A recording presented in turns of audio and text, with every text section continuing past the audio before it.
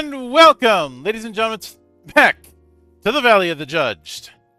I am your one and only gaming monk, better known as Mildra, and with me is my good brother here in the temple, the master of the Fistiverse, good brother Joel. That's me, baby. Yep. Apologies in advance, everyone. Joel is overcoming a particularly stubborn cold. You know how it I like is, to think folks.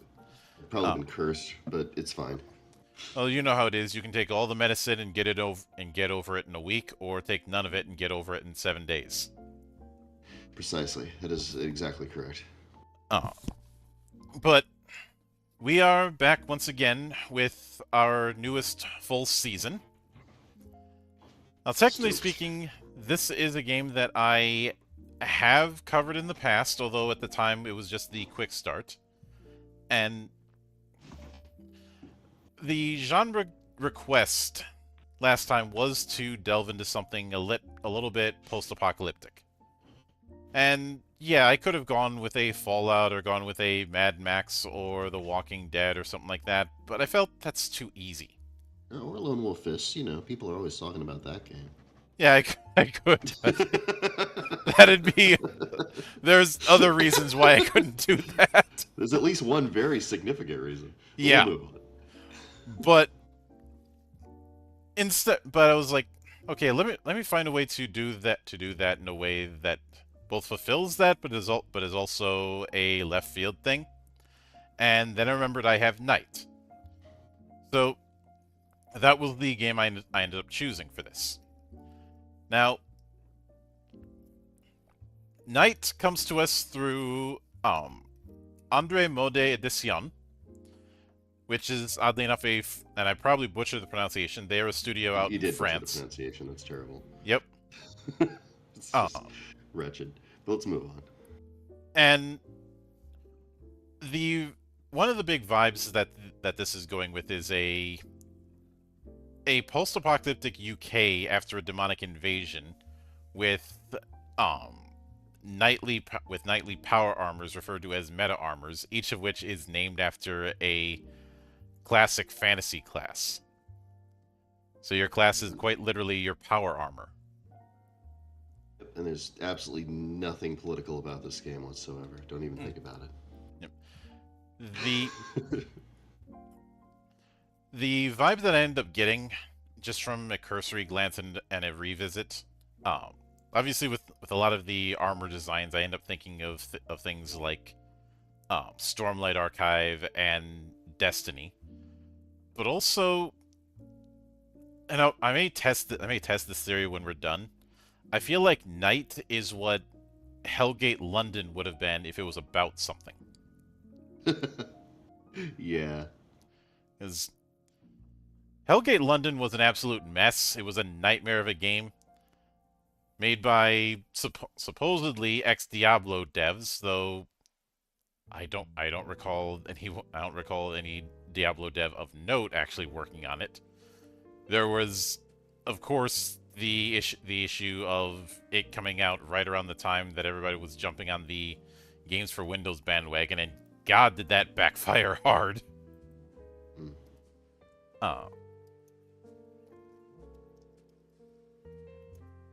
And there's also the fact that even after it failed, it kept coming back. Even to the point of a few years ago, somebody tried to bring it back in VR form. I don't know if it ever got made, but that was a thing that happened because Hellgate London was a damn cockroach. It just would not die. Mm-hmm. I mean, like that kind of works for the genre when you think about it. Yeah, but you look at the armor designs in Hellgate London, and the fact that you're dealing with a post-apocalyptic United Kingdom after the gates of hell opened up, and I think you can see why I drew the parallels.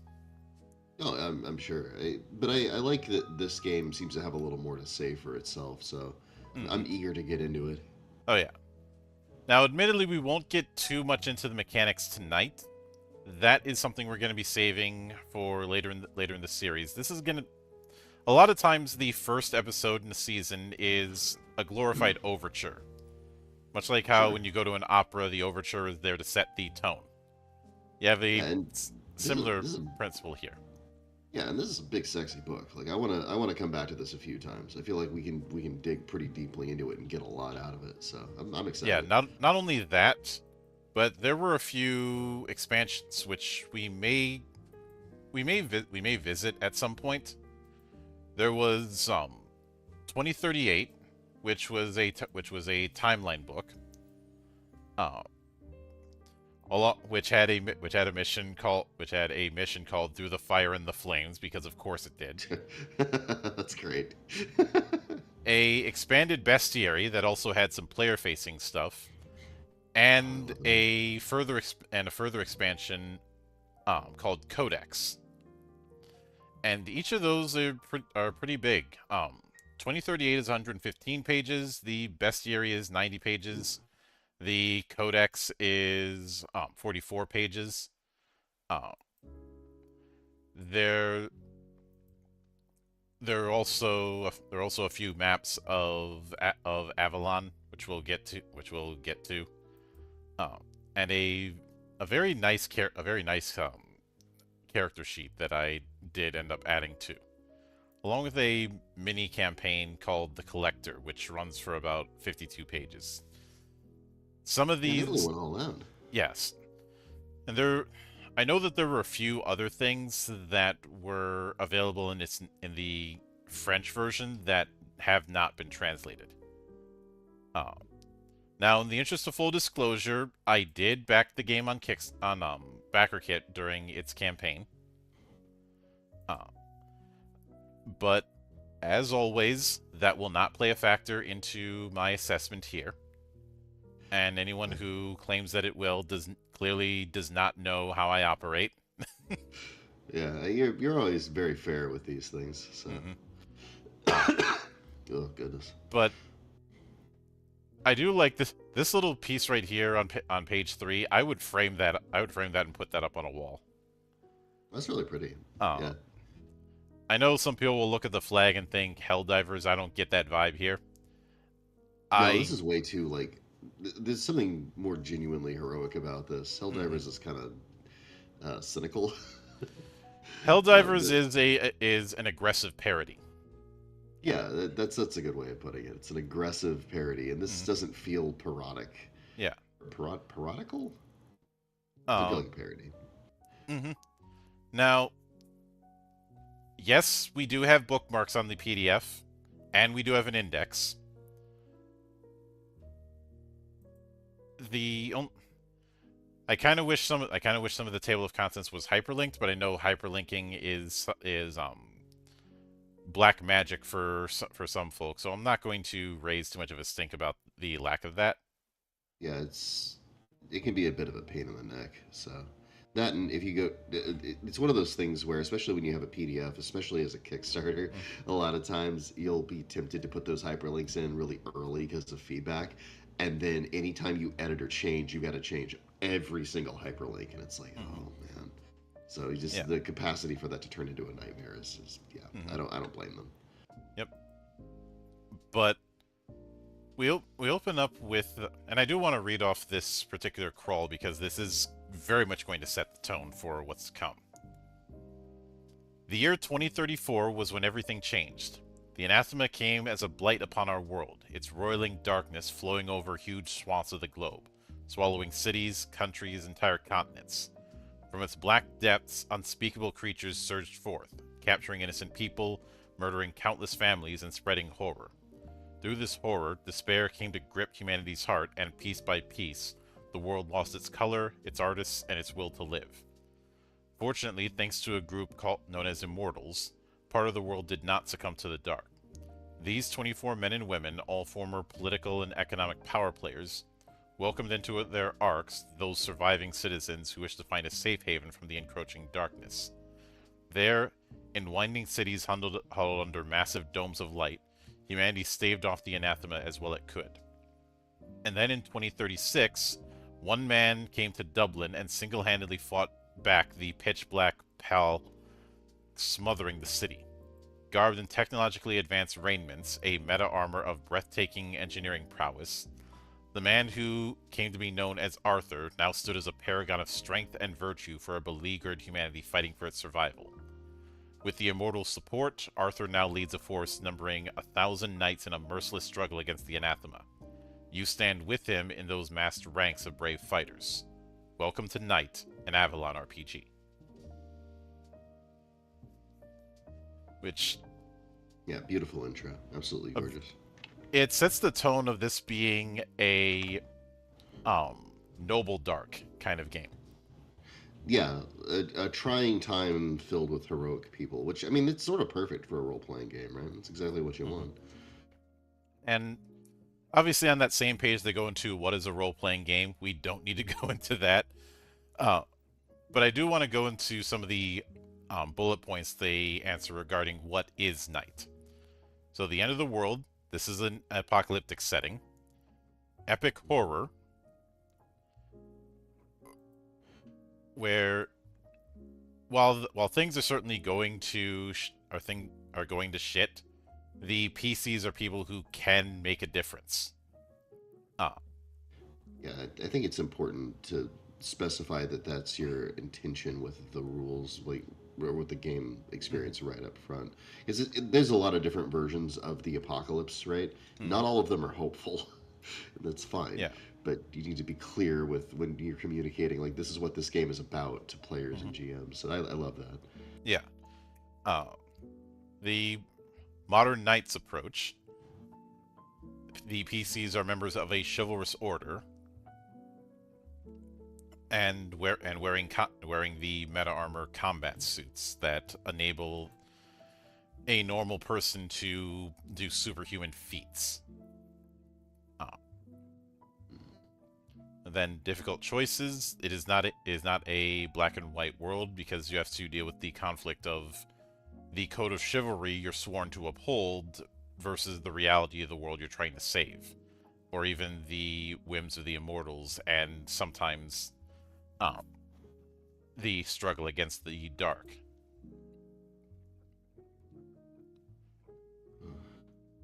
Yes, yes, good. Mm-hmm. Then in-depth character creation. You do have to draw major arcana to determine both your background and characteristics. I always love when things like the tarot are integrated in tabletop games. Yeah, I saw that and I immediately started salivating, dude. I was like, these people know exactly how to sell to me. Mm-hmm. Uh, maybe one of these days I'll end up revisiting Everway, which doesn't use a tarot deck but uses its own tarot inspired deck.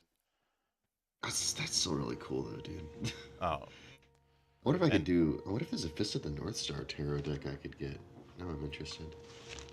This, probably not, but I could easily see a Fistiverse deck pretty easily.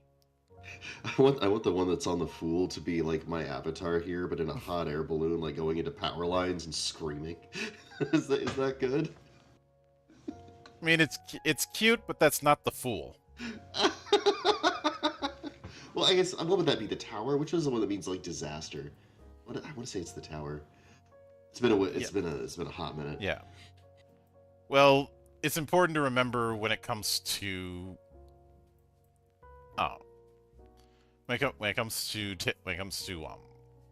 the tarot, that every card has two meanings, and it is supposed to be interpreted based on the art and the context. Remember, there's the forward and the reversed form of each card. Yeah, this is correct. So, Uh, like, that's an interesting question. Do you think?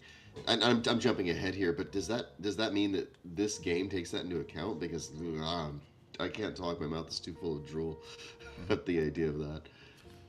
That Um, I don't think that'd be the case because that would be doubling up on the amount. Plus, you'd have to shuffle it the way you shuffle a tarot deck, and a GM or player who knows what they're doing could screw things over by selectively picking reversed arcana.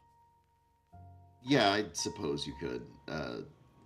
I think that if you're like, I feel like that's like saying that you could roll behind the screen. Like that's not really a flaw. Like, yeah, of course, every weapon's flaw is its user, but But more importantly, if you did the forward and reversed version of each arcana, you're doubling the amount of stuff you have to account for.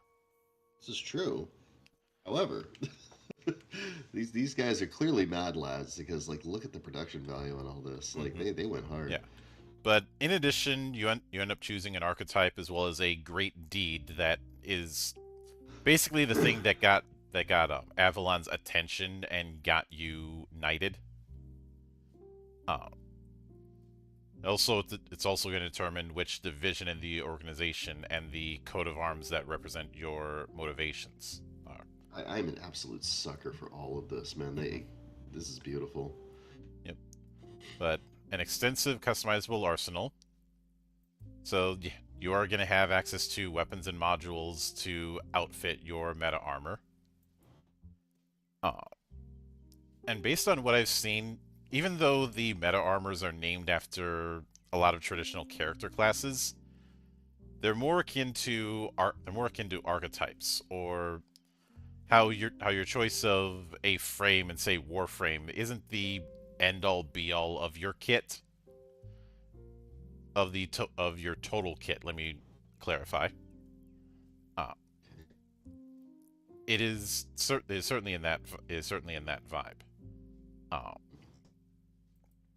then they talk about doing epic action, uh, saying this you're fundamentally good people battling creatures of anathema in action sequences worthy of the Avengers or Pacific Rim.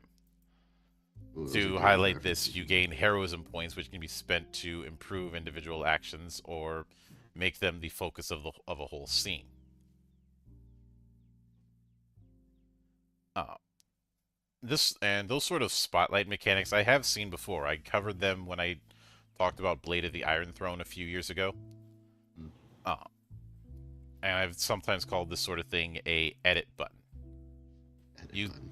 see it a lot in games that are very blatantly trying to channel a more cinematic approach. Stuff like feng shui.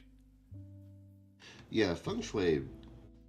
It's like literally cinematic in feng shui's case. But I mean, even if you're just doing something that in people's shared imagining is going to be cinematic, I think it works. Yeah, I'd also be remiss if I didn't point out the stunt rule in Exalted. Oh yeah, no, exalted. That's like the famous one is the stunt mechanic. I kind of love stunts. Oh yeah. Uh, then one of the other pillars is intrigue and secrecy. That because this is a game of secrets with a occult slant. You may discover some of the truths hidden behind the nature of anathema. Yeah, Uh, very Arthurian there. mhm. And let's see, adventure settings. There's basically saying that there's going to be stuff for the GM going into areas of interest, characters, and adventure hooks, which is a smart move because despite how fantastical a game like this is the kind of game where you really need to give examples of how to set up how the party comes together. You cannot do that. You meet in a tavern shit. Yeah, I mean, that's just not gonna work you shouldn't use in that as this a setup. backdrop anyways. I can. But There's certain games that's great for, but not this one. Absolutely not this one. well, I don't think meeting in a tavern is appropriate whatsoever. let me rephrase that. You shouldn't use that as your constant go-to. Um, it has its place, but there are other approaches depending on the game, and I look at the overuse of meeting at a tavern as more a consequence of when guidance isn't given.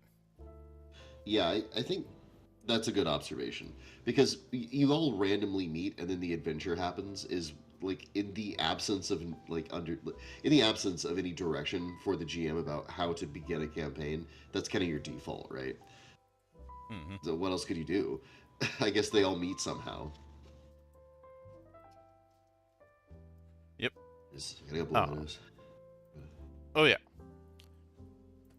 And after After that, then we go a little bit into what they call a little history. Starting out with some of the larger corporations that showed up in Europe, then a new international player with the UAN. Uh, We got it all that UAN. uh, which was the United African Nations, essentially several nations in Africa, in sub-Saharan Africa, basically um, stopped fighting each other and started pooling resources, which was a plot point in Obsolete as well. And you probably would have seen a North versus South conflict in Obsolete if it actually got a second season. Uh, but Yeah, somebody's hot rodding out here. and one of the bit and there was a lot of advances in the UAN, including medical nanomachines. Hmm. Uh, Never a big fan of nanomachines when they show up. mm-hmm. The whole gray goo thing is just like, ugh. Yeah. On the other hand, it did result in man-made horrors beyond my comprehension. I do like those, so, Mm-hmm. because on the one hand, I kind of hate whenever Superman has to fight a big gross goop monster instead of an actual, like, bad guy. On Mm-hmm. the other hand, I love Shoggoths, so, like, I guess it really depends on presentation. Yep. Uh, and despite some of the scientific advances, there were problems, and this led to a full-on event called the Red Plague. Uh, Like in Subnautica. It's pretty mean in that game. and like it was bad enough that by the time we get to 2031, there were about 55 million people that had been taken. Uh, mostly because uh, of a massive series of events that basically cut off North America from the rest of the world.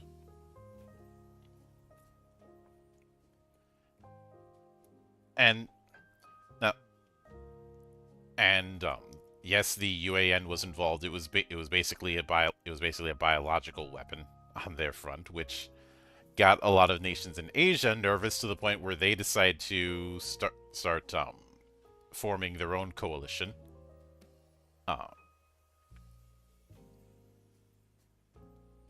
this Asian coalition was composed of China, South Korea, Laos, Vietnam, Thailand, Cambodia, Japan, and India.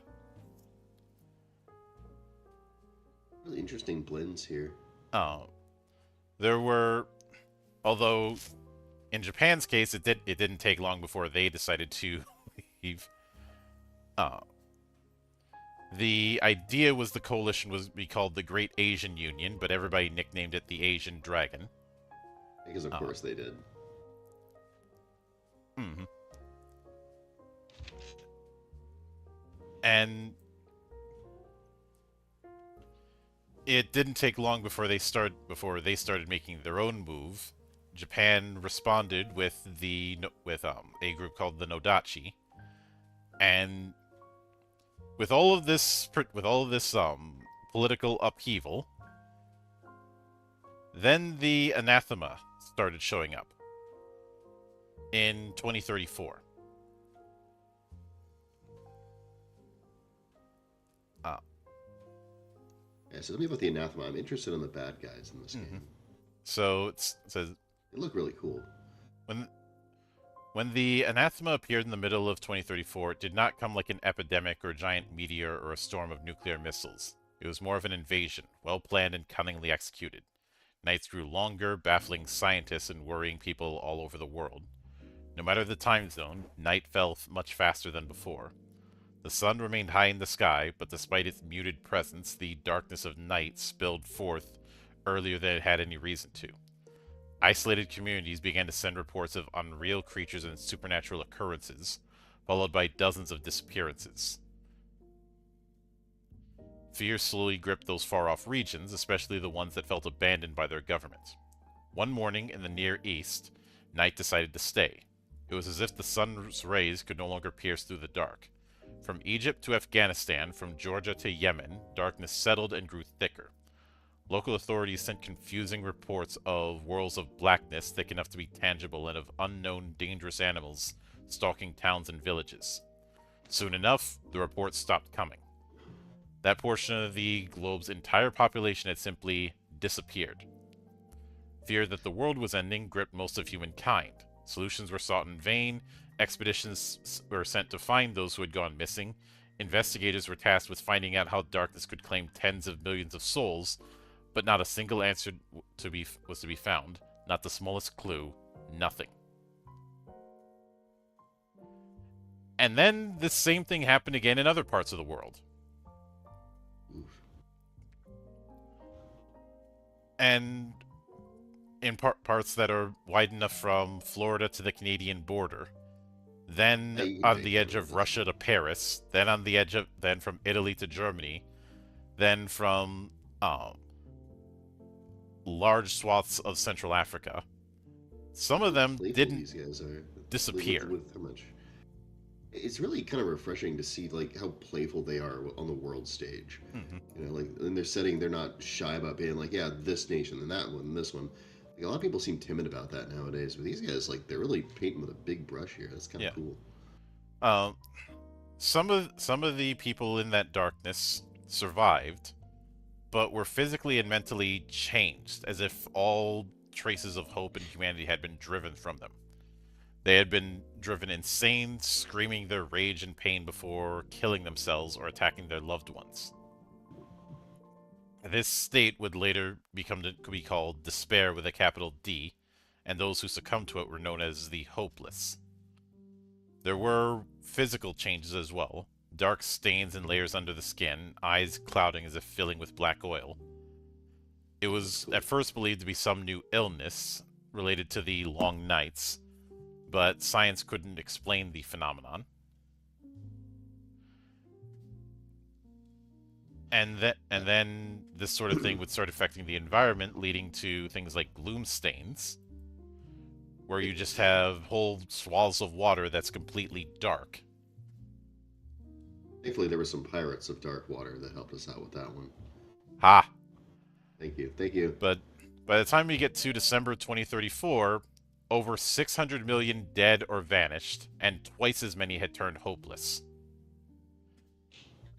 Oh, goodness. And you had hordes of hopeless banding together with the goal of wreaking havoc of humanity and performing brutal acts of violence. I like the very clear rejection of the sort of modernist solutions to these mythical problems. That's again also refreshing. And while some forces like Nodachi, which had basically become the new army in Japan, and a few other military forces, they tried doing scorched earth tactics against hopeless, and they just keep coming. Oh, that's a no-go then. Mm-hmm. And by the time we get to August 2035, this darkness had started to withdraw from some corners of the Earth, but still covered large amounts of it. In parts of Africa, buildings, towns, and whole countries were frozen solid, as if they had been exposed to the cold of space. In the cities that could be explored, statues of frozen humans and animals stood as a reminder that people once lived there. And the people who ventured into them were stuck by deathly cold temperatures of less than minus 95 Fahrenheit. Jesus Lord. Yeah, that is deathly cold. It's coming from a guy living in Alaska.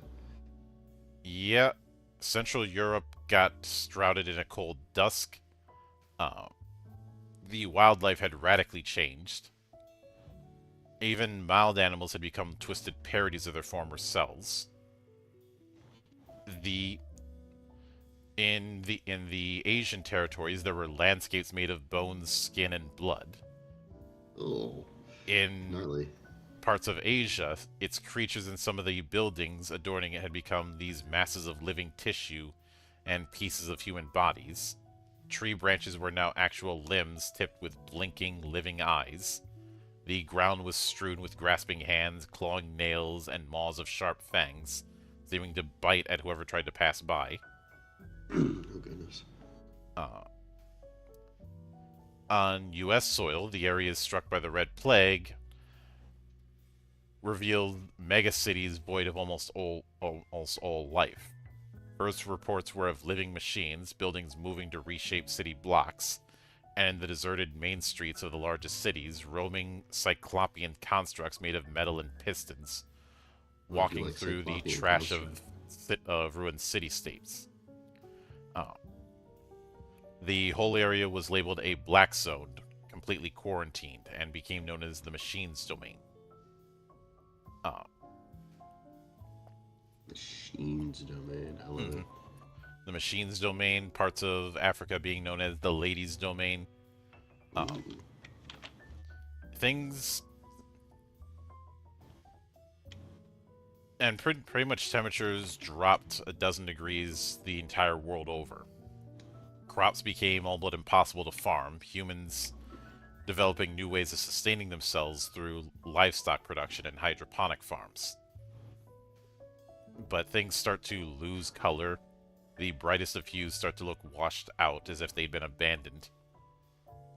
Original works of art retained their color, but places where art was created or viewed also had that kind of radiance. Things like concert halls, art galleries, and museums. But a lot of artists didn't have those gifts anymore. A lot of art forms just vanished. Ooh, that's sad. And in 2036, the Immortals reveal their existence. These are 24 individuals that were heads of state, politicians, celebrities, and CEOs of conglomerates. Oh, And the band Justified and Ancient, who were trying to tell us for a while beforehand in their defense. yep. Uh, they were made a lot of name calls. Uh, that they were members of the Illuminati, that they were reptilians and other monikers. Um, some tried to claim that they were responsible for the current horrors going all over the planet, but Yeah, I think that if they're like coming out and just saying, "Hey, we exist," mhm, it's the juice is no longer worth the squeeze to remain hidden. We want to help out because this sucks. I think I could give them a little bit of trustworthiness. mhm. But in the coming months after they revealed themselves, they revealed several arcs. With they were go- the idea was they were going to remodel the 24 largest cities into the world into these arcs, capable of protecting the inhabitants who joined them. These domes that would be built around these cities would be powerful enough to force any unnatural darkness out. Uh, Interesting. I love how much humanity responds to this. mhm. How many different strategies they try. That's really cool. Yep. Obviously, many did. Now, granted, living in these things does mean living under the thumb of an immortal, but the reason a lot of people did it is because it's either that or a wilderness that is I described a lot of it earlier. I'd say it's the stuff of nightmares, but I feel like that would be quaint. Uh, Yeah, it sounds pretty bad out there, people. mhm. And there are some people who lived outside of the arcs that are referred to as rejects. As far as how many there are out there, it's hard to say because doing a formal census with people who aren't in cities is is kind of impossible in that kind of sense, especially when all of the major nations just aren't as much of a thing anymore. Uh, I do like how And they're not just swept away, though. mhm, Like, there's a sense of continuity between the world that we're familiar with and this world, and mhm, I like those. Like, it's a lot of interesting, fun connections. I've played in a lot of settings like this, and that is always such a yeah, joy for players to sink their teeth into. So I yeah. really, really like the way they've set it up. There are some small countries that still exist in the form of the free territories, but any power that they have, whether it be militarily or politically, is dwarfed by the power that the immortals have. So, like, what are the powers of the immortals? Like, I guess I'm kind of picking your brain. I might be jumping ahead Mhm. here, but like, do they just live forever? Do they have like magic? Like, what's going on with these guys? I'd say I'd say I'd say mainly immortality and the fact that they actually demonstrate it on camera. But it's but there's also having a massive technological base.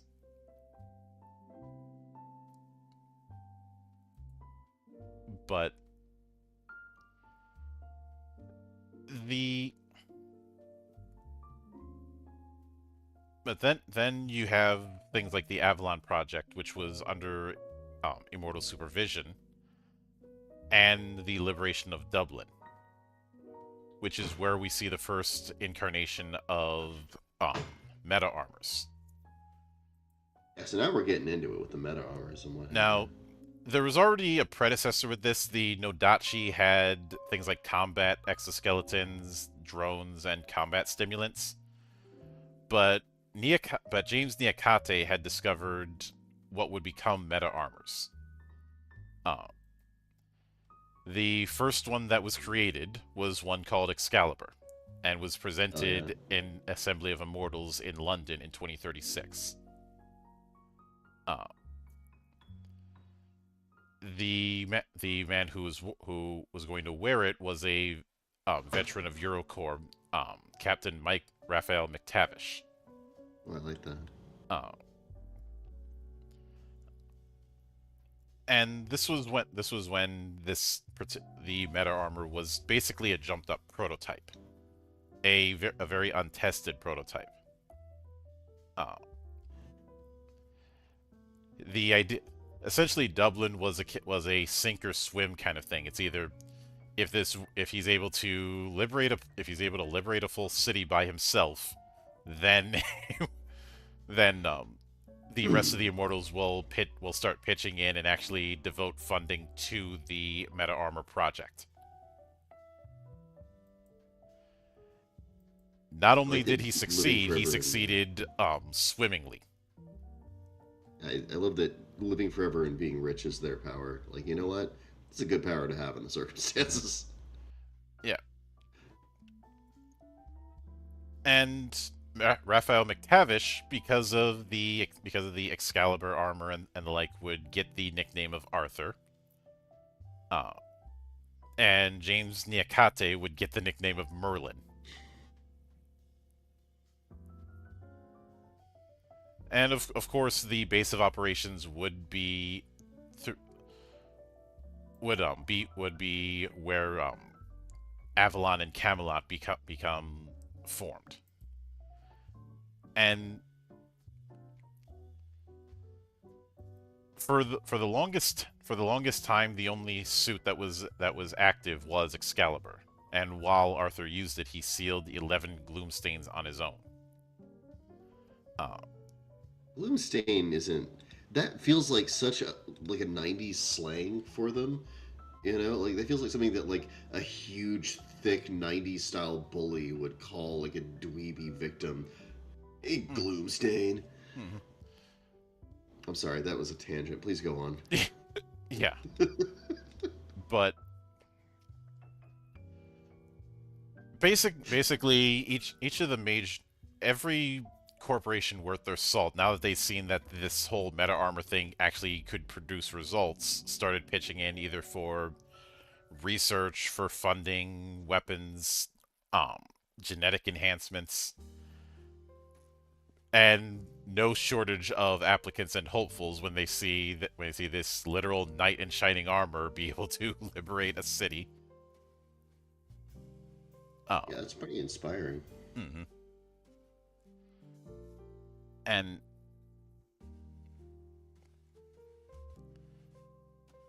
by late 2036, the first warrior class meta armor is perfected. This would be the first armor that was worn to be somebody other than Arthur. But few were able to get the thing to actually work, which makes sense. This is you had a prototype built for one guy, and now you're trying to build mass versions. There's going to be teething troubles. Uh, However, it only responded to people with a certain resolve. So Arthur decided that Avalon would choose people based on merit and great deeds, i.e., people had proven themselves heroic enough to be noticed, either by fighting the darkness or helping communities, would be approached by Arthur to be recruited for the Knight project. I do like this modern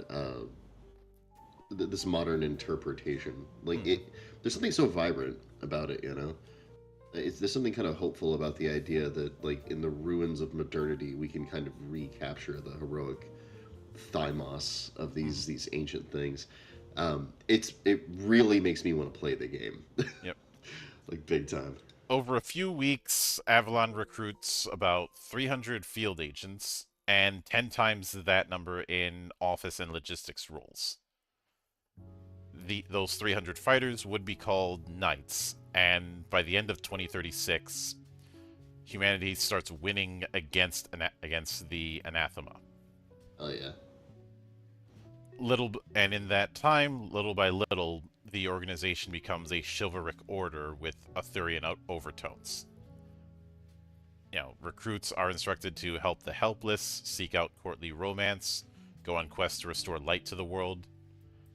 Some claim the members of Avalon were madmen. Others realized this was in fact no mere game of make-believe, that Avalon's troops saw themselves as honorable knights, and this belief strengthened their resolve. Uh, at the start of 2037, Arthur orders his troops to save any and all works of art and true artists they could find. Uh, Paintings, statues, manuscripts. These things would be brought back to Camelot, and some would be sent to arcs all over the world to be displayed in view of knights and citizens alike. As Merlin had guessed, the presence of a masterpiece could restore some measure of light and color to their surroundings, and with them, hope for a world less shrouded in darkness. That is an interesting thing, that the presence of art has a tangible effect like that. yeah, I really like that. And it's one of those things that, like, as a designer, like, it's pretty clear what they're doing, Mm-hmm. but like I love that they're doing it. I love that they're like, no, damn it, art has value. Our game is our art and has value. Mm-hmm. Like, I like that appeal to the genuine. It makes it really compelling. Yep. The current day is the tail end of 2037. There are 1,000 knights on active duty and 15,000 people working at Camelot or for Avalon. The situation is still dire, the world is still shrouded in darkness, but there is a start of turning the tide at this point. Many knights perish on dangerous missions, and replenishing their ranks is a difficult task. Merlin, meanwhile, is trying to make more powerful, more maneuverable meta armors. Avalon has 9 different types of armor, and they require a lot of updates to make them more effective tools. Arthur is either commanding his troops from the Round Table or from various battlefields. His lieutenants, Kay, Gawain, Lamarck, Lancelot, Palamedes, Dagonet, Bors, Sagramor, and Bedivere, Oh yeah. I mean, uh, like, of course, right? are helping with relieving some of the burden of command. Others are rising through the ranks, and those who rise through the ranks will inevitably take their place at the Round Table and become legends themselves. That's where your players come in, baby. Hmm. Love that. And we have a nice little timeline that goes into things. So I will read this off just as a review of how things went to shit and how the rays of light returned. 2016, founding of Nodachi in Japan, financed by Kaneda Technologies. I can hear some. Canada! Knew Yeah, that you was can coming. hear it. Yeah, I can't 2019, help it, man. Eurocorp becomes the European Union's supranational military force. 2024, all national armies of the European Union are assimilated into Eurocorps. 2025, European offensives aiming to establish democracy in a sub-Saharan Africa are launched. 7 more countries join the European Union and Eurocorps. Uh, 2025, the Nodachi becomes a full-blown army, as opposed to just being a security company. 2027, 10 African nations unite to form the UAN, presided by President Edouard Dambe. 2028, Eurocorps withdraws permanently from Africa. 2029, the UAN builds a standing army and a stable economy. Early 2029, the first nanomachines meant to cure cancer invented by James Nicate. He perfects medical nanomachine technology, widening its use to stop all illnesses and aging. Basically, he invented immortality. Uh, in March, he tried to destroy his research. I'm pretty sure a certain eye patch wearing scientist from the first Godzilla could relate. Yeah, Invents the oxygen destroyer, then makes sure that it can't be used again, and takes himself out so that nobody knows how to make it. yeah, Uh, yeah. which worked for a while, but unfortunately, data on that research got leaked to the United States. May 10th, 2029, following the death of an American Armed Forces unit, the United States declares the UAN an enemy of humanity and accuses them of terrorist activities. A biological weapon detonates on U.S. soil in Washington, D.C., unleashing the Red Plague. July 2029. Ethan Henry is elected President of the United States, replacing the deceased former president.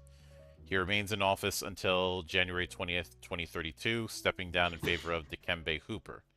Ethan Henry becomes chairman of Hemera Genetics. Uh, July 2029, the Beijing Treaty unites numerous Asian countries, not including Japan, under the banner of the Great Asian Union, soon to be known as the Asian Dragon. It is presided over by the Chinese Shou Tsing-tao. Uh, 2031, the U.S. closes their borders to the rest of the world. Any unauthorized border crossing is punishable by death. Also in That would really 2020, happen in real life too. yep, Crazy. 2031, over 55 million Americans succumb to the Red Plague. Uh, in early 2032, the Red Plague vanishes as abruptly as it had appeared. The In herpes 2032 plagues, as man. well, the Asian Dragon begins dismantling North Korea, which surrenders 3 months later. In May 2020, in May 2020, 2033, not 23, the Asian Dragon sets up a trade and military blockade around Japan. On December 19th, 2033, the Nodachi responds to the blockade by attacking the head of the Asian Dragon. All Dragon administrative officials and their spouses and children are summarily beheaded. Heads of state are Oof. abducted, and President Shou Tsing-tao is brought before the Emperor of Japan, Naruhito. January 1st, 2034. The Asian Dragon declares Japan its ward and withdraws troops from Japanese waters. The Nodachi becomes Japan's official army. Mid-2034, the anathema appears on Earth. End of 2034, Gloomstain hatchlings number over 300, as an estimated 600 million people are reported missing, and twice that number become hopeless.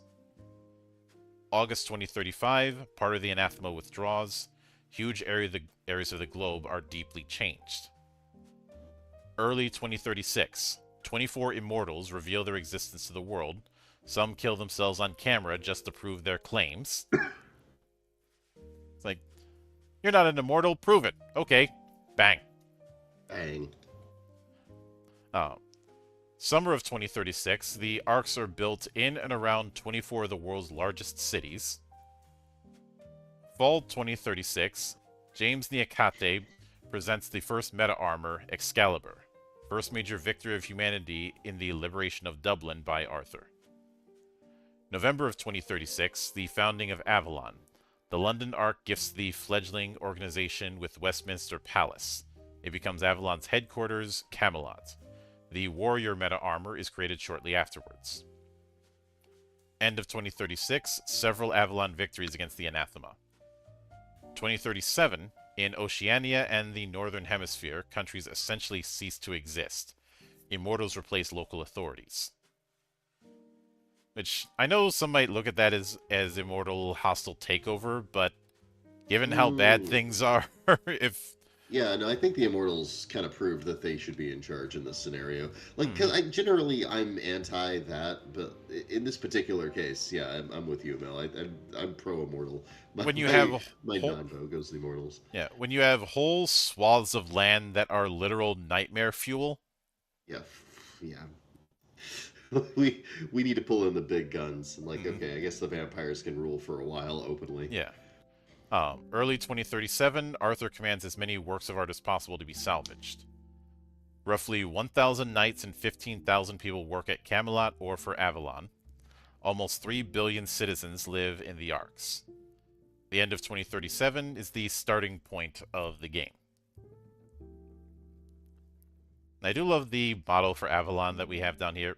Alone we can fight, together we can win. Nice. Yeah, I like that stuff too. Mhm. Um, there's a real risk when you're playing a role-playing game of the kind of main character syndrome people sort of to bring with them into the game. I like whenever a game setting says, okay, yeah, you are individually really powerful, but if you don't cooperate, you're probably doomed. I love that. I love that because the whole core of a role-playing game is the party, right? And it does Mhm. make it seem like they're fighting for something very big and important, and it has to be done in a cooperative way. Huge on all of this. It seems like small stuff, but this saturates right the experience of play, and Mhm. it's all very deliberate and very smart. So I'm really enjoying this read through. I gotta blow my nose again. Yeah, no worries. Uh, but with with that in mind, Oh yeah, that um, was a juicy one. Sorry. the next chapter covers the world today, which is basically the state of things in the year 2037. Um, and the f- and it's kind of funny that even before the anathema showed up, um, things were already reaching a boiling point with all of the international tensions. But for obviously we have the 24 immortals that have the level of power and the people who ended up making the arcs. Then they Yeah, I go like the into arcs conceptually. I think they're really good bases for players. and they do go into the list of the immortals and what they and which arc they're affiliated with and their particular position. Yeah, Though that feels like really good fodder for the setting. one thing that I do like that they put in is saying one arc and its immortal has intentionally been left vacant. GMs are encouraged to make up their own immortal and arc. Our advice would be to place it somewhere densely populated or in an unusual location, underwater, in space, etc. Nice. That the last immortal, Gwendolyn Aver, disappeared when arc construction began and has been missing ever since. The arc she was supposed to helm Valviostock was never finished and lies abandoned in the gloom surrounding the Flesh's domain. So that's a mystery that can be explored by a table. Uh, Yeah, and I like the I really love whenever setting crafters are like, hey, this is incomplete on purpose, right? mhm, Because it feels like I'm a more active part of the whole process of making the game. It's a recognition that GMs are gonna like pour their own creativity into your setting, no matter how complete it is. And I think mhm, that they're big enough that they kind of understood that inevitability. But I still like that invitation. There's something so charming about mhm. it, you know. So yeah, I really like that. Yeah, and something that I find very interesting is that there is a emphasis on on displaying and sharing art within the arcs, where they say every apartment, each street and avenue, each business was encouraged to display as much art as possible.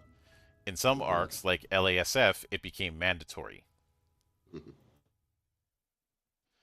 LASF is Los Angeles, San Francisco. So basically, the whole Bay Area was made into one arc. Uh, the are based on the the arcs that we have are London, Glasgow, Tokyo, Kyoto, uh, Mexico, Denver, Houston, LASF as I mentioned, Chicago, Madrid, Naples, Bombay, Calcutta, Karachi, uh, Chongqing, Moscow, Novgorod, Libsyn, Bordeaux, MOQ, which is Montreal, Ottawa, and Quebec, Okay, I like that. I Bucharest, like that group. Kiev, Sydney, uh, Oslo, Asgard. So probably just Oslo primarily. Yeah. Um,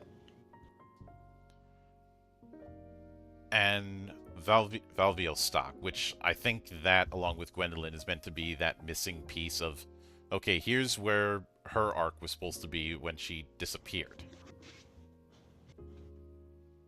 Yeah, I like the intentional gap there. Again, Mhm. there's so much that's just so charming about the approach these designers are taking to their setting.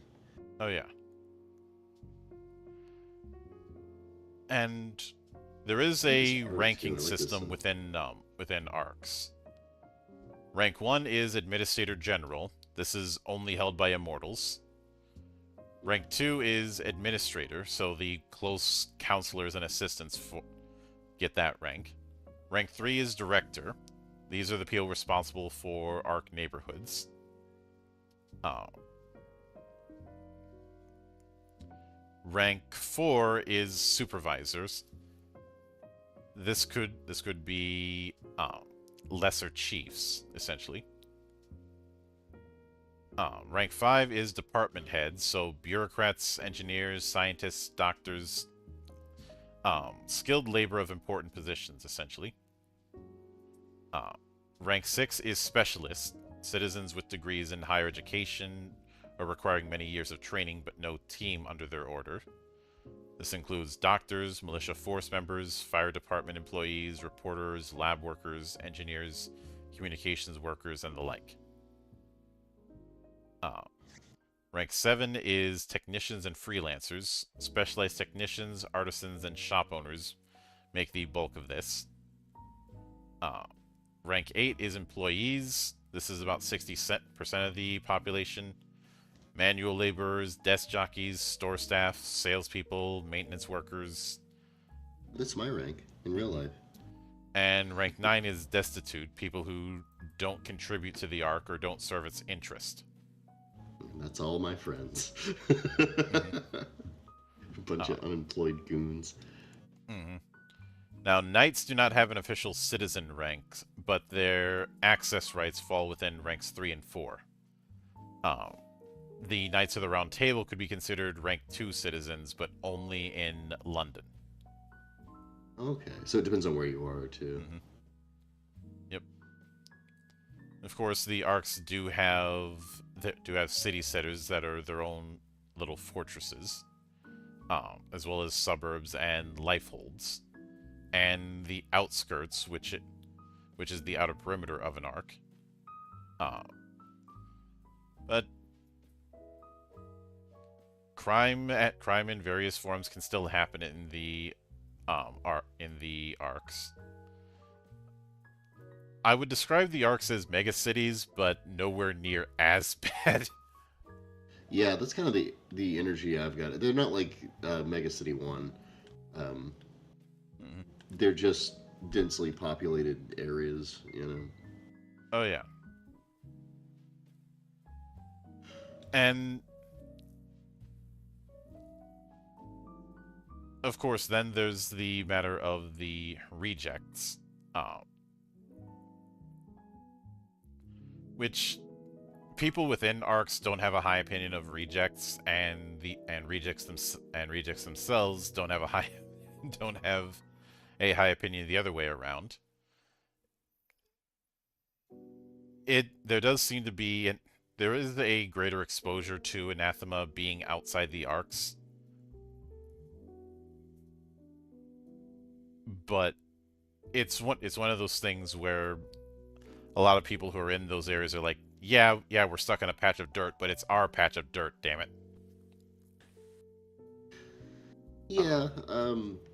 I like the. I, I like the social cased element of this a lot. It gives Mhm. it a medieval feel, but also it's not really that far away from how we do things in the modern Yeah. world. So like it's very believable. It'd be really easy to roleplay, and there's a lot of good fodder there. Hmm.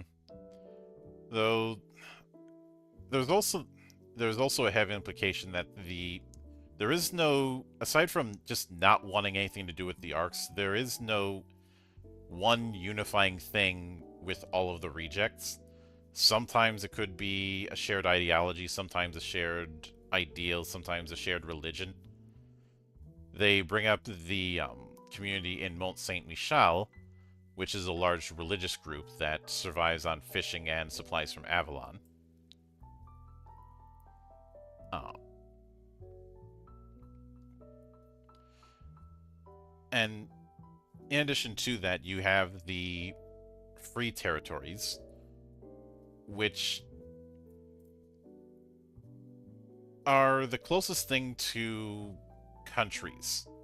But free territories tend to occupy these large swaths of the planet, at least the parts of the planet that aren't completely overtaken by the domains. Uh, and they're essentially a bunch of national alliances that have band together to have some degree of political pull, but nowhere near, as I said, nowhere near as much um, as the arcs. And they also bring up some of the tech that's involved. We do have nanotech. That was one of the big pioneers, as well um, as well as artificial intelligence, augmented reality. Uh, Man, there's a lot in this setting, isn't there? mm-hmm. There's all That's kinds of stuff you can do. but there's al- but there are also these crystals referred to as alpha element.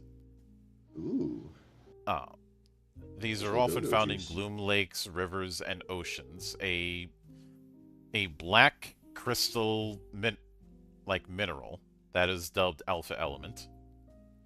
Um, when darkness withdraws from a part of the world, it leaves a few clusters of these in its wake.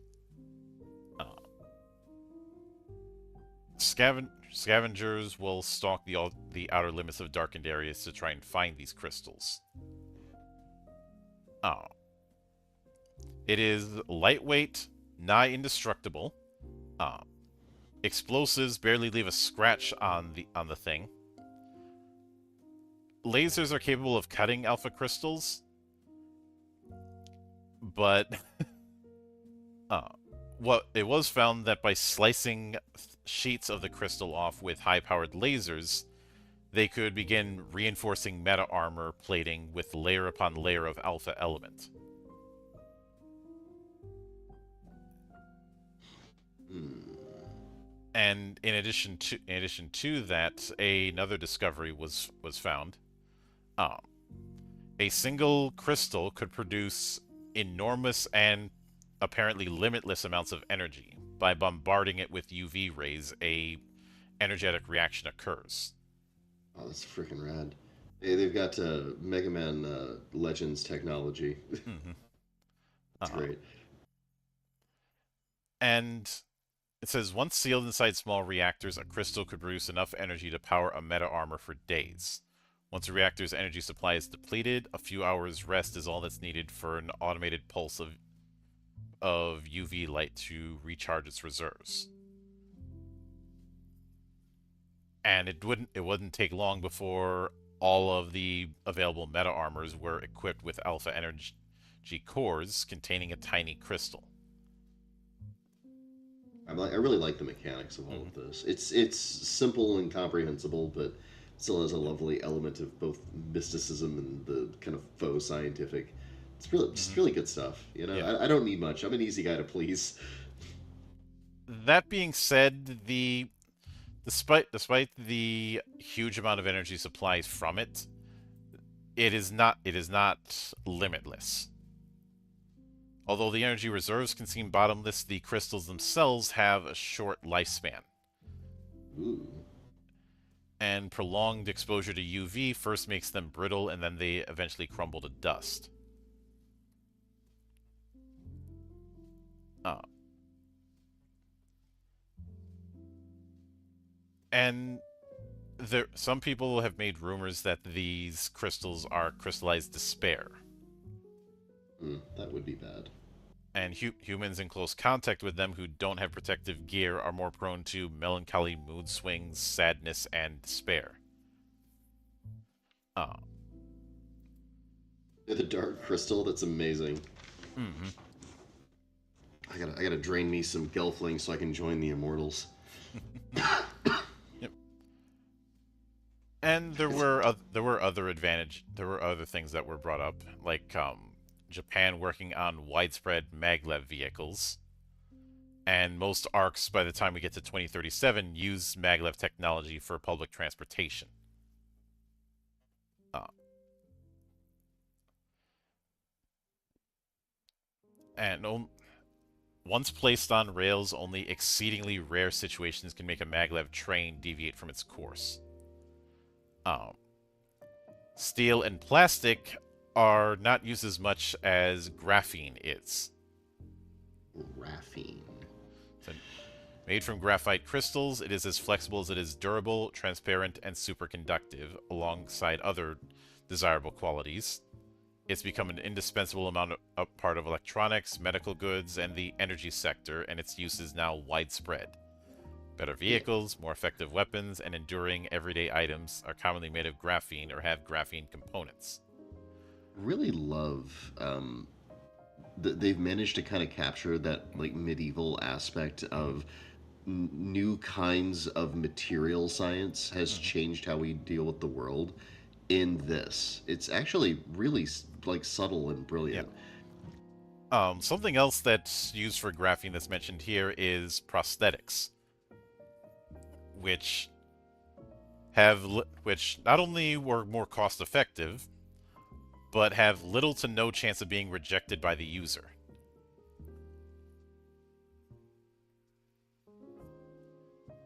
Uh, in addition to that, several several VTOL aerial vehicles were developed by the Bird Corporation, uh, with their most successful model being known as the Vector, which became the primary form of airborne travel in both the ARCs and free territories by 2037. Uh, and there are three designs of it: a light design that can ferry a dozen people at good speed. It takes a light vector about half a day to reach anywhere on Earth. Wow. They say it has capabilities somewhere between a helicopter and a supersonic jet, which almost makes me think of those. Almost makes me think of those Whispercraft things in The Sixth Day, which, yeah, The Sixth Day is not a good movie, but the idea of a helicopter that can go into jet form like that is one of those things that got stuck in my head. That's a cool idea, though, right? Like even bad movies can have good ideas in them. Look at Mm-hmm. Cube. It's one of my all-time favorite films. It's not a good film. Uh, Now, a heavy design of a vector can transport other vehicles weighing several tons or 50 passengers over long distances. Uh, and the combat design is usually outfitted with heavy railguns, missile pods, and rockets, as well as high-powered chain guns. Avalon has their own design of vectors, called Harpies, which is somewhere between the heavy vector with a carrying capacity of 20 knights in a vehicle in one go, and the combat vector. Most knight movements to and from theaters of operations are carried out by vectors. So I'd say the Harpy is akin to like the way they describe it. It's akin to say the Pelican in Halo. Oh yeah, I'm getting some real Halo energy out of all of this, and that's not a bad thing. Mm-mm. But and they do go into the anathema. Whether it be the monsters, the horrors, or the concept of hopeless. Basically, this is not just a physical threat; it is a psychological threat just as much. Yeah, it's like a existential threat too. Like Mm-hmm. they wouldn't call them, the setting creators wouldn't call them hopeless unless they were specifically positioning their kind of heroism against a more nihilistic viewpoint, right? Like that's the whole. It's pretty clear what they're trying to do there. But again, I'm an easy guy Mm-hmm. to please, so Oh yeah, and then the matter of the decline of art and the effect of art against horrors. And the third chapter we're going to get into is Avalon, which it's very clear Avalon is meant to be the home base of campaigns. nothing wrong with that. I mean, like you pick up the Mecha Knights of the Round Table game. Obviously, you sort of want to be an Avalon, Mm-hmm. so I'm fine with that. Yeah. Avalon and Nodachi are the only planet-wide defense forces on Earth in 2037. Uh, and as we mentioned, Avalon as an organization was given Westminster Castle as a primary base. Uh, and when it and it is each of the members of the Round Table has a division that they oversee. Um, Kay oversees the Ogre division.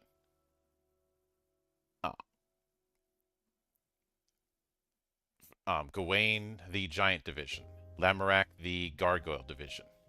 In each one, Names they are they go amazing. into the history of that particular knight, and obviously the names of the Round Table are titles, much in the same way Arthur and Merlin weren't born with those names; they were given those names. Uh, but it's stated Ogre Division is about bringing the fight to the enemy on its own turf, essentially a commando unit. Um, Yeah, I want to be in the ogres. Giant is about repairing, maintaining, and sometimes creating new meta armors. Um, all equipment from rifles to vectors is customized, personalized, and reviewed after each mission by Giant personnel. Only a tenth of Giant Division are actually knights. The knights that are in their ranks are mostly field mechanics. Then Gargoyle Division are the Praetorian Guards. Uh, They called them gargoyles. It's perfect for the mhm. Praetorian Guard. Yeah, That's actually and clever naming. There are only 50 members of Gargoyle Division. Then Lancelot runs Dragon Division, which has about 200 knights. It is the largest, and it is mainly about fighting despair and battling hopeless. They are less specialized. They tend to do a lot of different tasks, have a lot of different skills, um, have a lot of different backgrounds. I'd say when a lot of people think of knights in this setting, Dragon Division is going to be the one that they think of the most. It seems kind of like Especially, a player character division too. The rest seem like their jobs are a little too specific. mhm, These guys seem flexible. yep, a lot. A lot. There's also a lot of what they call knight errants within Dragon Division. Uh, a lot of times, knights in Dragon Division are sent off on their own particular personalized quests. Then Palmides operates Corrigan Division, which handles the more mundane needs. They have 5,000 members, but most of them aren't knights. Only 100 of them are knights. And the ones that are more about information and the dirtier tactics that one has to do in an organization of this size. Yeah, Uh, inevitable moral decay. mhm. But a lot of the members are described as doctors, security guards, and administrative personnel. And that Corrigan Division is a modern day intelligence agency. Well, modern day for the time. Hmm. But Dagonet runs the Cyclops Division, Cyclops. uh, which is more about researching anathema itself. As some of these ones that are like, oh, you're going to be a researcher. It's like, dude, I didn't come to the magical robot knight game to research anything. I'm here to Mhm. use a magic sword made Yeah. of crystals. Yep. Bors runs the Griffin Division, which the initial concept was a mounted combat unit riding steed motorcycles and stallion model armored jeeps, but it Glorious. became tasked with protecting Avalon's knights and agents when on the move to and from combat areas. Comprising vector pilots, bikers, truck drivers, and tank operators, Griffin Division's Guardian Angels participate in almost every skirmish and are an invaluable asset for all banners of knights. Most of them are former pilots and professional racers, often daring or reckless, and all of them have learned to fight from their vehicle. So, so Amazing. if you Like if you it's a little, it's just so beautiful. hmm, You know what I mean? yeah, it is the the gearheads and the speed demons alike are the type of people who would be in Griffin Division. Um, the So how, you know a little more about the actual mechanics of this game? Is this like a gear game? Like, is that like a big part of it? It feels like a gear game. there is going to be an emphasis on that. We'll see that in the coming Okay, weeks. I'm excited for the gear because like Mhm. you can't tease me with this game. Don't make this part of fluff. I want to be on one of these motorcycles. Like, come on. Oh, Oh god, but I'm dying. Sagramore runs the Trask Division. Uh, and the Trasks are referred to as the Last Chance Division, saying Ooh, when Avalon catches a knight who commits criminal or renegade acts and betrays their brothers and sisters, two options are laid before them. Accept Arthur's judgment and punishment, or join the Trasks, nicknamed the Last Chance Division. Once in Trask, a knight can never leave and will doubtless end their days on one of its impossibly dangerous missions.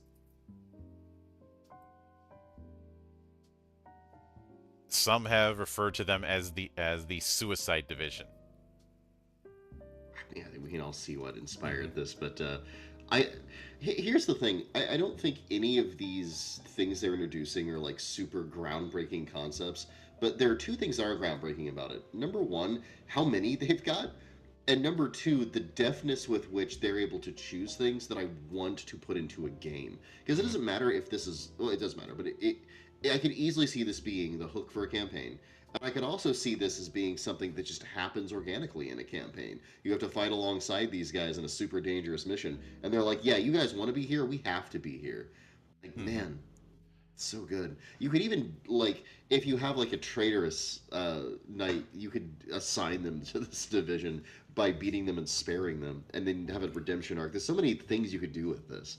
It's Yeah. just like it's Uh, delicious, Mildred. It really is.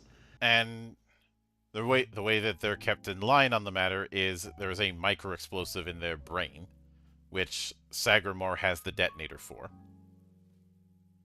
Uh, so if you're in Trask Division, you decide, oh, I'm gonna run off. Well, now you have no head.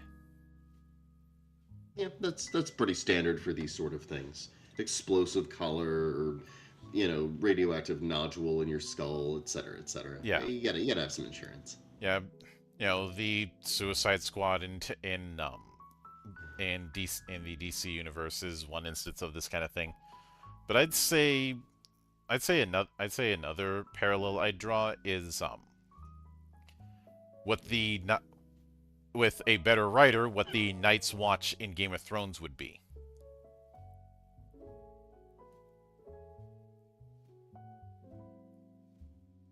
I mean, yeah, there's the romanticism about the Night's Watch being the guardians of the North, but for all intents and purposes, it's a prison. Yeah, I really like that contrast. Because I like it because again, I'm thinking about the player effect, Hmm. right? Because it doesn't really matter. It's like the crab in a Rokugan, right? Where it's like it doesn't really matter which direction you approach that from. You get good, fun role play out of it. Like if you are part of like one of the other Rokugani clans, or in this case, one of the one of the knights that are like you're mostly in the more protected areas, you hear about them first. Their reputation precedes them, and then you go there and you're like, "Oh no, this is a prison. These people are doomed.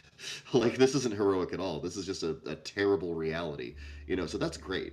And then Hmm. on the other hand, if you flip that and you're the guy that's on the wall, and like you could have like a really fun, grim campaign, and then go back like deeper into the lands on like some diplomatic mission, and have people like, "Wow, you guys must be heroes," and you're like, "I saw my own friend eat his own face when he got infected with it." It's just like there's so much fun to be had with this. Oh yeah. Again, it's such a simple premise, and it's so eminently gameable. I Hmm. love it so much. Yeah. Uh, and Sagramore, he is very effective at fighting, but he's also a few eggs short of a picnic, especially since he has no sense of self-preservation. Few eggs short of a picnic. Uh, but Bedivere um, runs the Kraken division, who's the latest edition of the Round Table. Uh, the Kraken division, which was devised up by Kay and Bedivere, and only has 20 knights. They are the youngest Whoa. and smallest of the divisions. Each of these 20 is a candidate for the Round Table. Uh, you have to be the best of the best in order to be invited to the ranks of Kraken division. Uh, the Kraken gets access to a lot of Avalon's closest kept secrets. Uh, and the purpose of them is to fight back and defeat incarnations of the Anathema's overlords.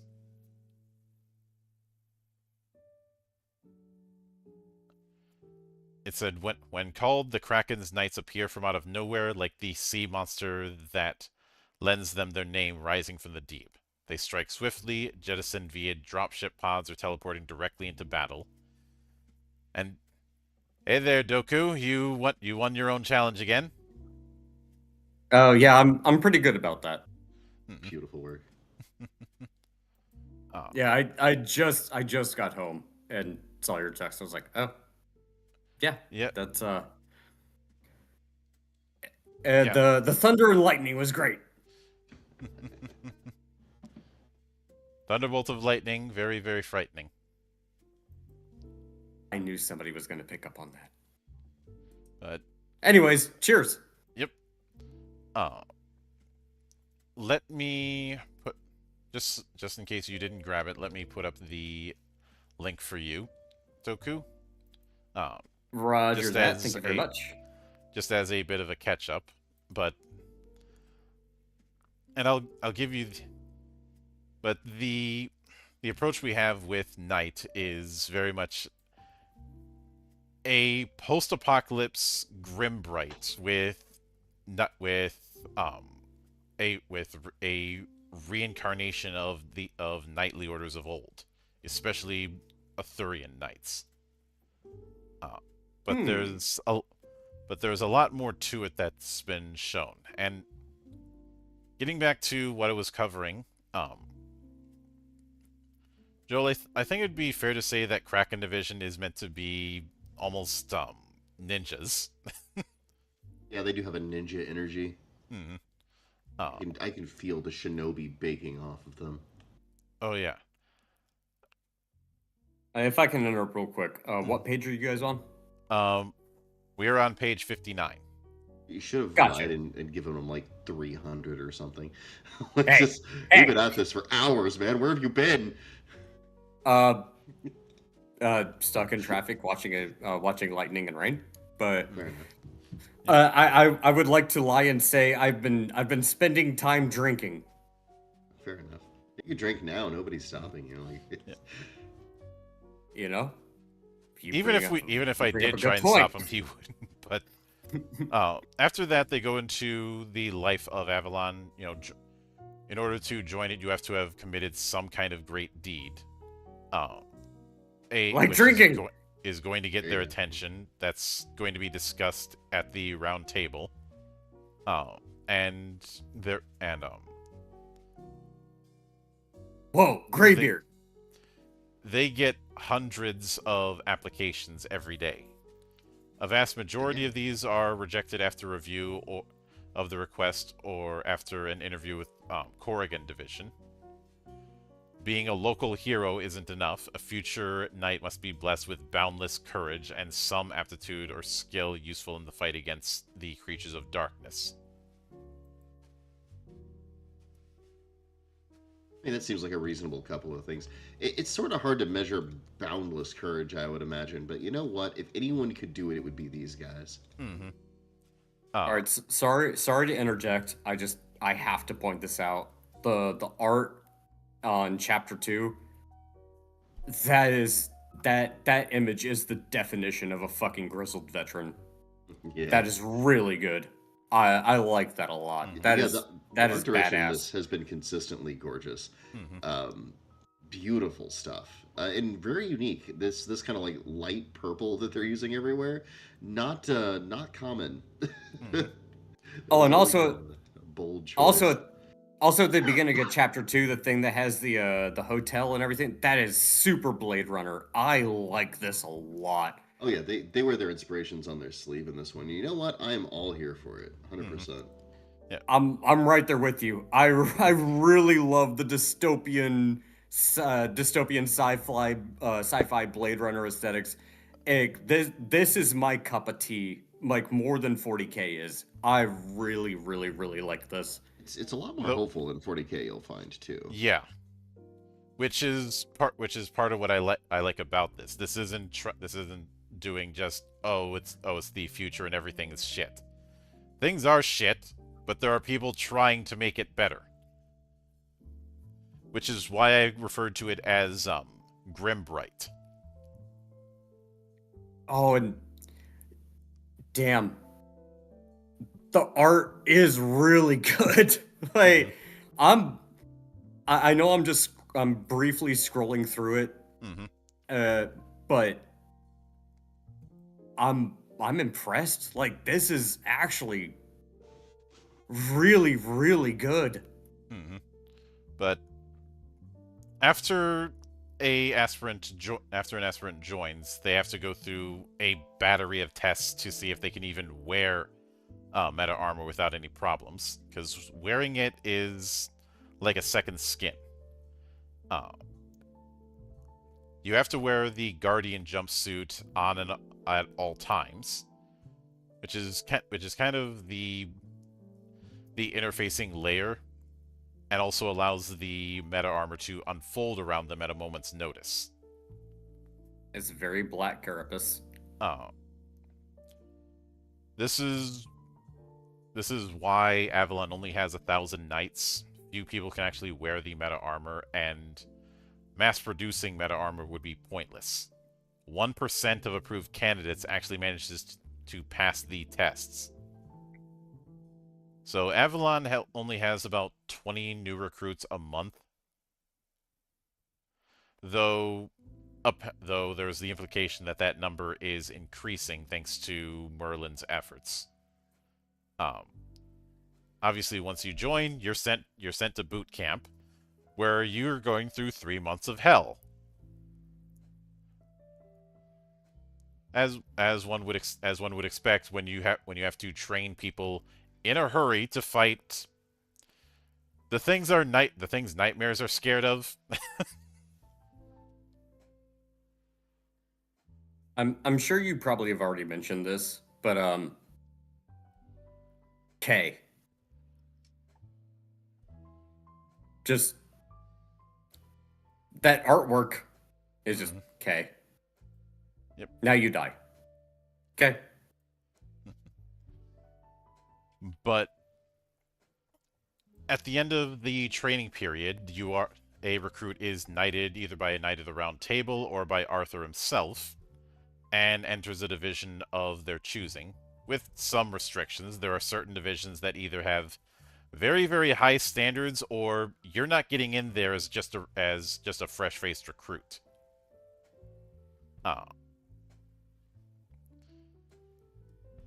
Some recruits join no division at all, or are asked to leave one that they've chosen. And the ones that don't serve in a division are referred to as squires, who answer directly to one of the Knights of the Round Table. A lieutenant usually has 2 to 8 squires under their direct command, which they have a bit more leeway in terms of what they can do, and very specific orders based on which division they are associated with.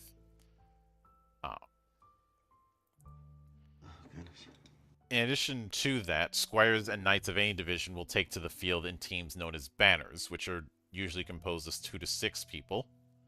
A banner elects one of its members to be the seneschal, which is meant to be the representative in talks with the Round Table, and is basically the authority within that banner.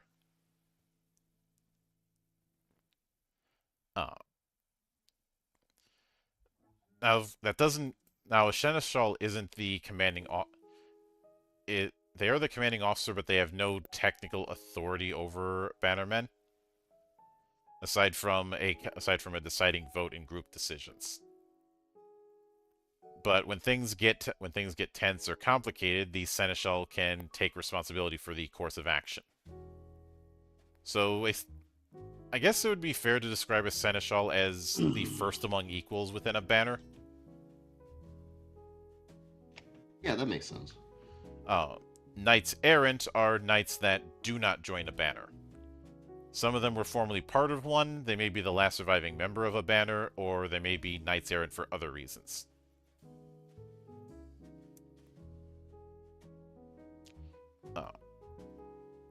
Though some see knights errant as dead men walking, if only because with the threats out there in the world, it's best to work in a group.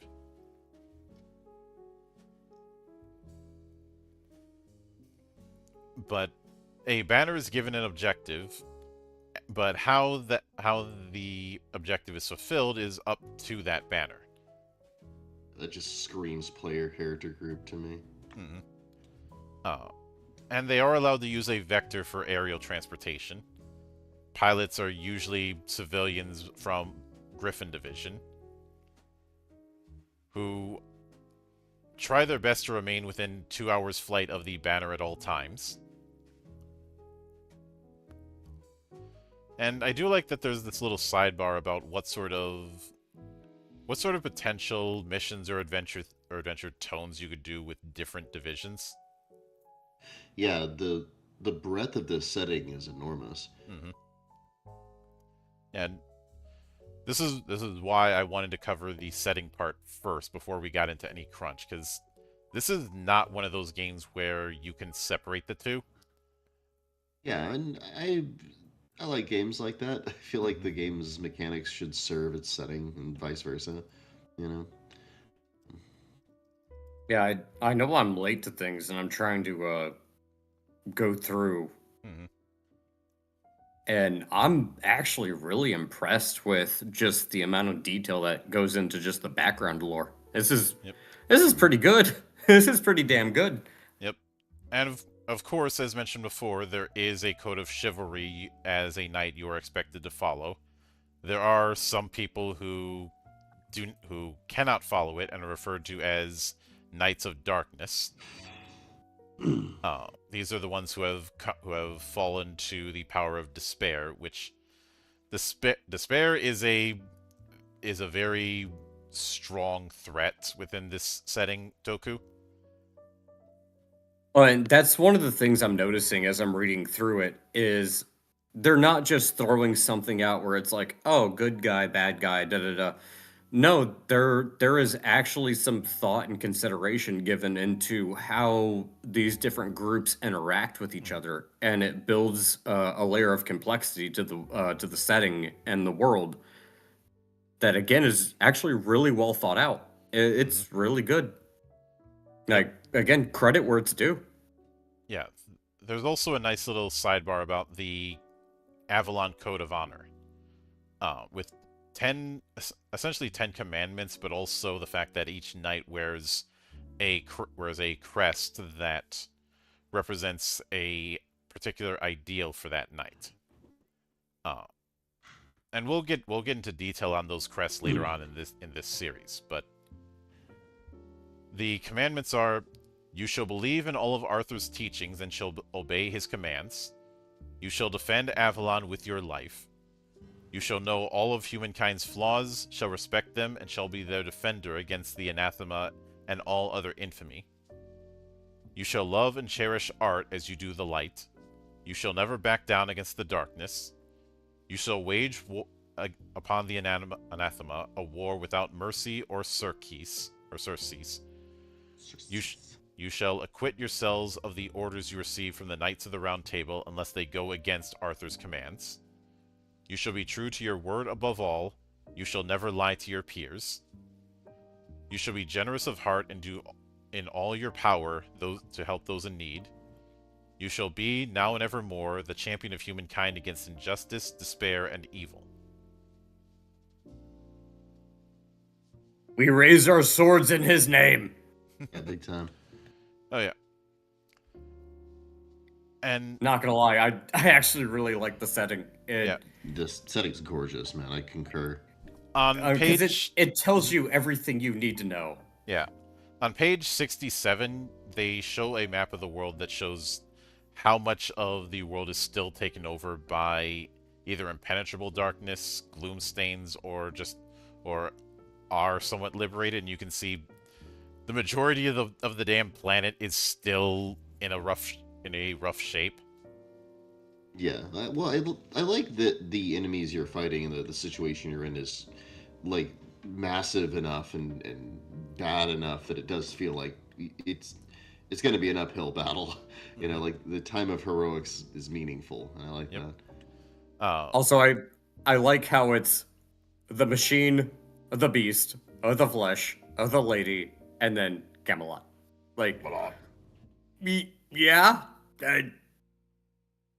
I can't disagree with these names. well, And with my when it comes to the domains, we talked about that earlier, but they are completely inhospitable. And like the lady's domain is 90 is a constant freezing cold, We're talking Yeah, like minus really 95 freezing. Fahrenheit. Oh yeah, that's not gonna be fun. Um, I think one of them is just this mass of flesh that is hostile to everything. So Oh, that would those be East Asia. actually, yeah. See, he knew. Uh, My favorite is the machine. It's mhm. just, yep, the What's up, it is playing it is Pink the Floyd machine. whenever you show up there? But when it comes to Camelot, we not only have the fact that that even with all the technological changes, the design of Westminster Palace has been maintained, um, Awesome. and a nice little map to explore. Because again, Camelot is going to be the um, the home base for PCs. This is the equivalent of say the tower where the traveler is in Destiny, or your particular ship in Warframe. Hmm. Oh, this is the place that when there's a very simple loop. You're either going to be in Camelot or you're going to be out on the field doing missions, doing or in one of the many arcs. You might say elegant. It is an Hmm. elegant loop. Yep. Yeah. But and obviously, You are temporarily free from the poetic ending. yeah. But with that said, before we wrap up tonight, um, I know you're on a bit of a time crunch, Joel. But No, what I'm do you mostly think just tired of because I'm sick. yeah? What do you think of what you've seen when it comes to the world of Night? Well, like I said, there's nothing here that is like super innovative, but what I think is admirable about it is they really found a way to link mythic history with modernity in a way that looks like not only that it's satisfying in an aesthetic sense because they did a really good blend, but gameable as well. So it really lends itself to all of these, like immediately your mind is overflowing with adventure ideas and bad guys and all kinds of fun stuff. So I'm very impressed. Hmm. It's big in a playful way. Like I think I was commenting on like just how many different parts of the world are like, oh, and then this happens, and it's so tremendous. Hmm. Um, and yeah, it still keeps a very clear focus on what it wants you to be doing as a player and what the stakes are. They really kind of their skill at making the setting do precisely what it's supposed to do, and also make it unique and interesting enough that it kind of gives you a reason to give it attention. Um, it's an absolute masterclass. I'm truly impressed with it. Hmm. And as mentioned, the this is this is one of those projects where I don't think you could take the core mechanics of this and try and transplant some of it into another setting. Yeah. The I have a feeling that their mechanics are going to very strongly be wed to the way they've presented the setting, and that's great. mhm. It is simply great. Ugh, Oh yeah. I'm gonna blow my nose again. Uh, Doku, I know you showed up late, but what do you think so far? So obviously, I haven't had a chance to play test it, so I can't speak to that and how the game actually plays. Truth. But ignoring that element, I actually think it's really good. And one of and for me personally, when it comes to war game and tabletop stuff like that, I want to see something that has good lore and good background. You're gonna get plenty of And that in this series. That's why I decided to drag your ass into this. I can tell because looking at this one, it's like, look, at the end of the day, I really don't care how the tabletop mechanics work because that can be changed. But when it comes to the lore and the setting, that's what I care about. And I really like the lore and the setting for this one because you can tell they actually gave some thought to it and it works. And I like that a lot. So it again, are you going to change up the rules? Do the rules work? Yeah, whatever. Again, don't care. But from a setting standpoint, yeah, these guys know what they're doing. I like this. I like this a whole lot. It, And and if they continue to expand on it, it's just gonna get better. yeah, we are going to be covering the mechanics soon, so I hope that that's not treated as when you said I don't care about about mechanics, that almost sounds like you'd want to Oh, take. don't worry, Mel. I care super much about mechanics. I'll balance them out karmically. Yeah. Well, the reason I say that is because I know you can change mechanics as the game progresses, but I do think the foundation of the lore and the setting Mhm. from a beginning standpoint is more important. Yeah, the reason I was taking the approach I was because I don't want to give off the impression that you can use whatever Yes, I system don't. somebody is addicted to and try and force it into every campaign setting.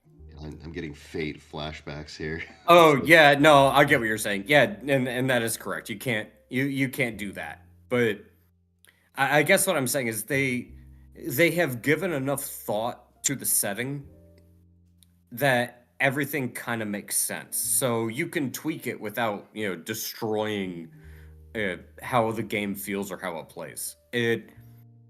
Hmm. I honestly, and maybe this is me being a little bit ambitious, but uh, I think this is better than Trench Crusade. Well, Trench Crusade is a war game. This is a role playing game, so So we shall see.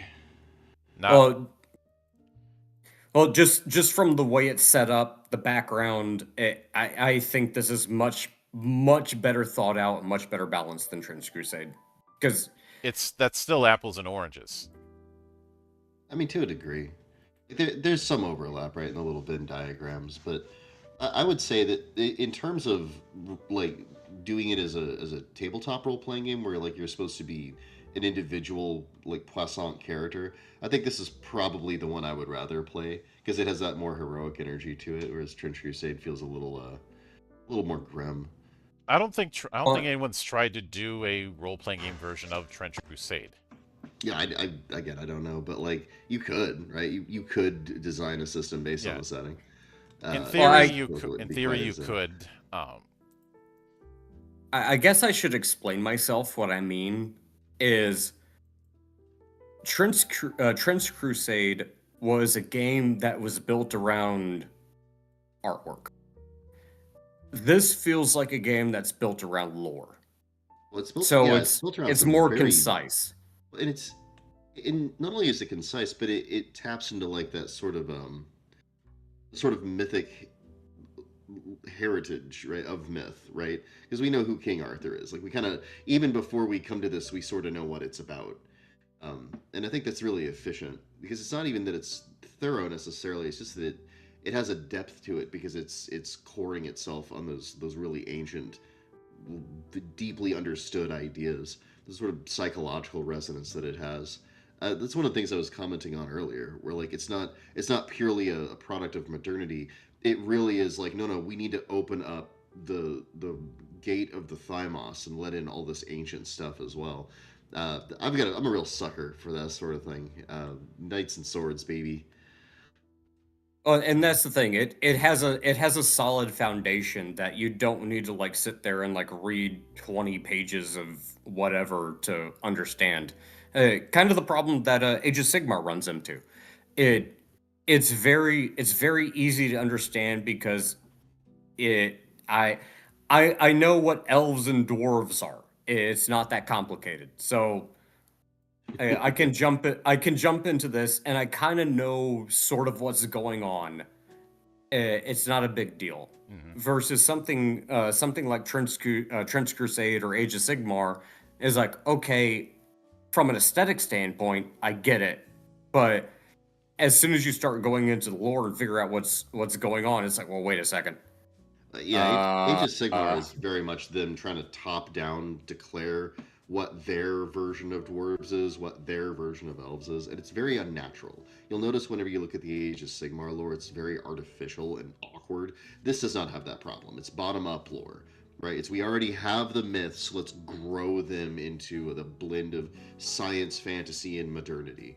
And so there's a real respect for the source with it, which I think elevates this a lot. and that's exactly why it works, is because as soon as I jump into it and go like, oh, here are dwarves, here are elves, what's going on? Yep, what's Well, going on? it's dwarves and elves, dude. Like they're Yeah, hey, we have a pretty clear idea. yeah. Versus like again with something like Age of Sigmar, it's like, oh well, this thing comes from this realm and this and that. It's like, Yeah, it's like, oh, uh, what? Why are we doing this? it doesn't make any sense. And again with like Trench Crusade, amazing aesthetics, but I I'm still kind of scratching my head, going, I When kind of get it, when but I start eh. when I started the stream, I had brought up Hellgate London and how this feels like what Hellgate London would have been if it was about something. If it had, Yeah, because so in the such a good burn. I'm still reeling from it. it's not if people think that is if that is a high degree burn, I'm like, I'm going easy Oh, on y'all.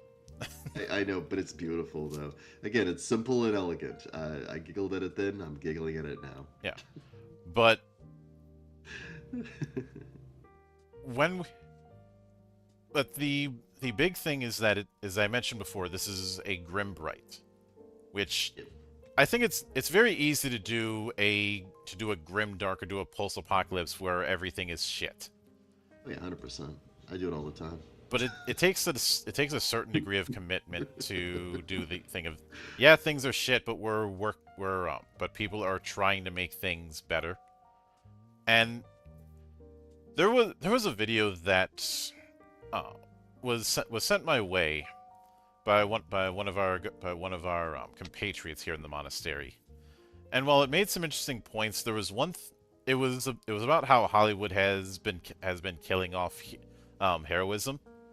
Oh, But I saw that. there's one point that I wanted to make after I saw the video, and that was how many people who are lamenting that kind of thing were the same people who were writing diatribes about how Superman is boring, or thinking that those um, deconstructions back in the '90s were some height of writing. A lot of that overcompensation that just did not hold up with age. And That actually is a really good critique. more importantly, how many people who are making that kind of thing unironically defended that god awful Power Slash Rangers short film. Ugh. They refuse to acknowledge.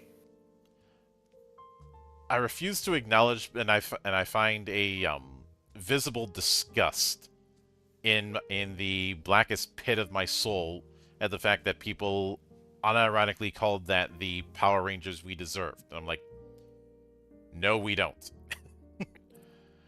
And think of all those dark hero wannabes back in the '90s that are the reason why a part of the '90s is referred to as the Dark Age of comics. And how many of those couldn't even last a month? Yeah, I lived through that era, man. You would see those big, sexy, glossy covers. Issue 1, collector's item, and 3 issues later, it would be gone. Right? Well, It was the era of the the rock collector's star item thing launch. was because of that auction where Action Comics #1 got auctioned off for $1 million. Oh yeah, and like it made sense because it was the first Superman comic, Hmm. right? Like, of course that's $1 million. But like, Yeah, I'm sorry, dude, but Shadow Blast Thick Cheese is just not. Oh, his number one issue. Does anyone care about him? No. Okay, then it's worth Yeah. $1 still. The You, whole you idea know, was you hold on to this for a while and it'll be the valuable collector's item in 20 years. Except it never was. That's what was that, you, 40 years ago? you know, I could be here complaining about this for a very long time until I realized, well, all new, all different Marvel did the same thing, and it was far more egregious. It also didn't work. And it never is Oh, going to work. it's not that it just didn't work. It's they tried to forcibly sell it to you, and if you didn't buy it, they called you names and said, "Well, get out of the fandom." It's like, and Yeah, it's like, you can't bully people into a fandom merely out of it, I'm afraid. yeah, again, Look, it's like it's I don't want to buy your book. you're Why are you calling me somehow this evil person because I don't want to buy your book? Because to be perfectly blunt, your artwork sucks. Yeah. Like, it doesn't even have anything to do with the storytelling or the plot line. It's just your artwork fucking sucks, dude. Yeah, Like, a I'm lot of it. sorry. Yeah. But getting back to the matter at hand. Yes, the matter at hand. When we come back next week, we will be starting to delve into the mechanics proper, as I mentioned, and in particular, we'll be delving into game mechanics. I should have said And the matter of France. Damn it. I should have, but lesson Oh learned. man, lesson learned. We'll do that. We'll hit him with that one next time early in the stream. Nobody's listening So to the late part of the stream. I will note this. Get used to seeing D6s. Okay, I like D6s. They're classics, so we'll see. We I'll now be playing Joan of Park.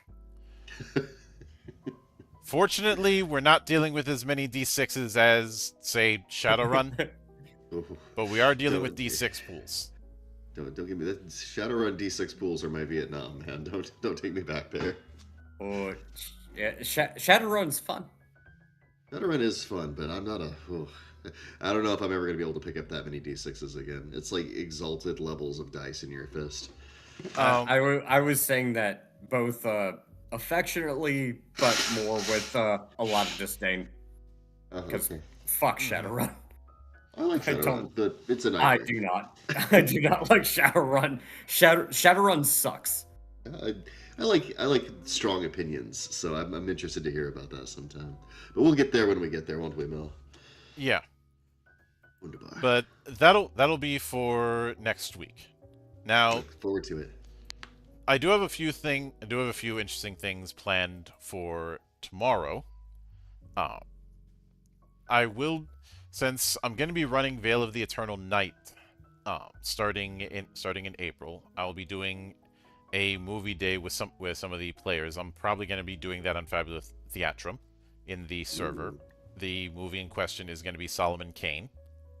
Oh man. It was tempting to do Van Helsing, but that was the reason why I didn't, because it was too obvious.